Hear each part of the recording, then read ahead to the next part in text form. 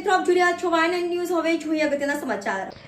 વડોદરા દિવાળીપુરા ન્યાય મંદિર કોર્ટ ખાતે 2024નું રાષ્ટ્રીય લોક અદાલતનું આયોજન કરવામાં આવ્યું। લોક અદાલતમાં જુદા જુદા કેસોનું નિવારણ થયું હતું।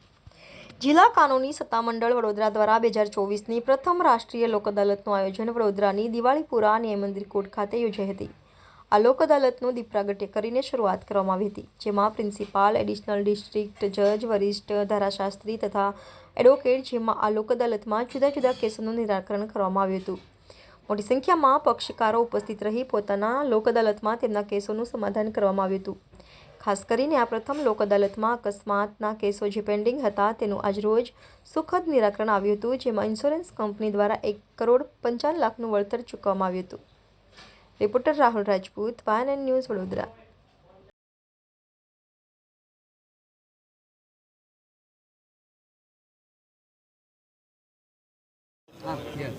આજની આ લોક અદાલત માટે બરોડાના ડિસ્ટ્રિક્ટ જજ સાહેબ, જ્યુડિશિયલ ઓફિસર્સ અને વકીલ મિત્રોને ખૂબ ખૂબ અભિનંદન। સેક્રેટરી તરીકે જયેશભાઈએ જે બધા સિનિયર્સને, પીડીજે સાહેબને કહેવાથી બોલાવ્યા એ બદલ પણ વકીલ મિત્રો તરફથી હું એમનો આભાર માનું છું। મારે હમણાં જ વાત થઈ કે આ લોક અદાલતનો કન્સેપ્ટ ક્યાંથી આવ્યો। લગભગ આ લોક અદાલતનો કોન્સેપ્ટ મારા મતે, કારણ કે I was a part of that, 1972માં છોટાઉદેપુરના રંગપુર ગામમાં એક આશ્રમ હતો, આનંદ નિકેતન આશ્રમ, જે પૂજ્ય હરિવલ્લભભાઈ પરીખ ચલાવતા હતા અને એમણે આ કોન્સેપ્ટ લોક અદાલતનો શરૂ કર્યો જ્યારે આદિવાસીઓમાં અજ્ઞાનતાને બધું બહુ જ હતું અને નાની નાની બાબતમાં મારામારીના બધા ઝઘડાઓ થતા હતા।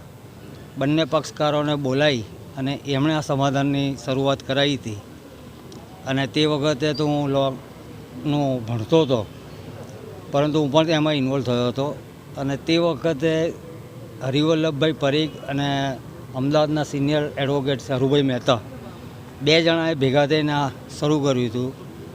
ત્યારબાદ તે વખતના હાઈકોર્ટના જસ્ટિસ BN ભગવતી સાહેબને પણ એક લોક અદાલતમાં બોલાવવામાં આવ્યા હતા અને એમના આવ્યા બાદ એ બહુ જ એનાથી ખુશ થયા હતા અને પહેલી લોક અદાલત એ ગુજરાતમાં આખા ઇન્ડિયામાં થયેલી, મારી યાદશક્તિ મુજબ એ 1981માં થઈ હતી અને ત્યારબાદ એ ચેન્નાઈમાં થઈ અને ત્યારબાદ જ આખા હિન્દુસ્તાનમાં આ લોક અદાલતનો કોન્સેપ્ટ શરૂ થયો।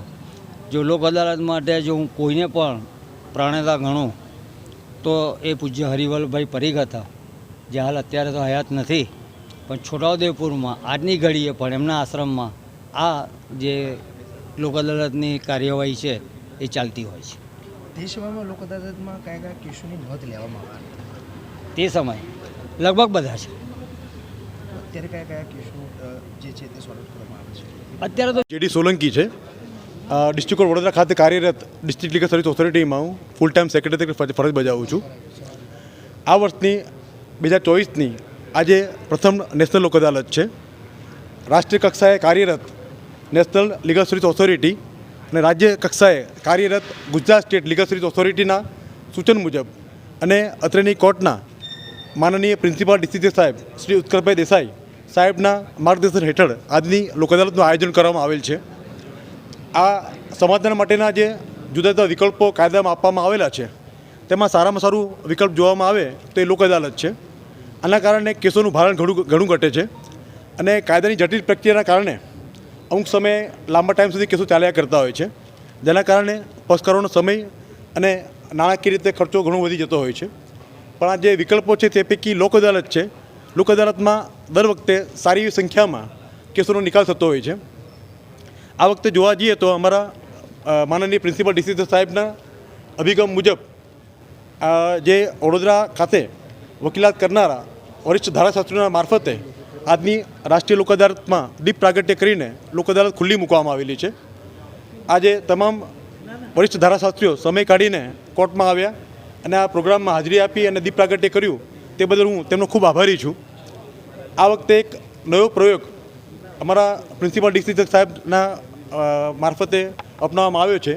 એમાં એવું છે કે દરરોજ બપોરના સમયે જે રોજિંદી કોર્ટની કામગીરી પત્યા બાદ અમારા પ્રિન્સિપલ ડિસ્ટ્રિક્ટ જજ સાહેબ અને અન્ય સિનિયર જજીસ કોન્ફરન્સ હોલમાં બેસતા હતા અને જે પક્ષકાર સમાધાન કરવા માંગતા હોય અથવા જે મેટરમાં એવું લાગતું હોય કે સમાધાન થઈ શકે છે તેવી તમામ મેટર તે સંબંધિત પક્ષકારના વકીલોની હાજરીમાં અને સિનિયર જજીસની હાજરીમાં ચર્ચા કરવામાં આવતી હતી અને એના પરિણામ રૂપે ઘણી સારી મેટર આ લોક અદાલત માટે મૂકવામાં આવેલી છે જે આજે પૂરી થશે. એમાં નોંધપાત્ર કિસ્સા જોવામાં આવે તો એક ભાઈ બહેનની તકરાર હતી જે લાંબા ટાઈમથી પેન્ડિંગ હતી, પણ આ મધ્યસ્થીકરણના કારણે અને સિનિયર જજીસના પ્રયત્નોથી તેમજ તે પક્ષકારોના વકીલના સહકારથી તે મેટર આજે નિકાલ થશે. એમાં જોવામાં આવે તો ભાઈ બહેનના કિસ્સામાં એવું છે કે આજે સમાધાન થતાં એમના વર્ષોથી જે સંબંધ બગડ્યા હતા આજે સુધરશે. એ બેન પોતાના ભાઈને આજે કોર્ટ સમક્ષ રાખડી બાંધવાના છે અને કેસનો નિકાલ થતાં સુખદ સમાધાન થશે. અન્ય કેસ એક એવો હતો કે જેમાં માતા અને દીકરાઓ વચ્ચે પ્રોપર્ટી બાબતે તકરાર હતી, પણ અમારા કોર્ટના સિનિયર જજીસ તેમજ અમારા પ્રિન્સિપલ ડિસ્ટ્રિક્ટ જજ સાહેબના મધ્યસ્થીકરણના કારણે તે મેટર પણ પૂરી થવા આવી છે. તે મેટરના સમાધાન માટે ગયા ગુરુવારે સિનિયર એડવોકેટ્સ સિનિયર જજીસે રાતના 9 વાગ્યા સુધી પ્રયત્ન કર્યા અને અંતે તેનો સુખદ નિકાલ આવેલો છે. Thank you. Subscribe now and press the bell icon. Never miss an update.